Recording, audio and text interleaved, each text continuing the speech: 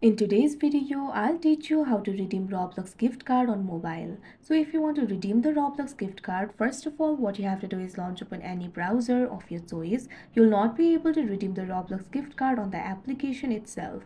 So what you have to do is open the browser and tap on the search bar. Now simply type in roblox.com/redeem. Search for it. Now after you do that, you'll be led to this kind of interface. If you're not logged into your account, you'll be prompted to log into your account. Simply enter your credentials and log into your account. After you do that, you can see over here, you'll be able to redeem the Roblox gift card. What you have to do is simply enter the code over here.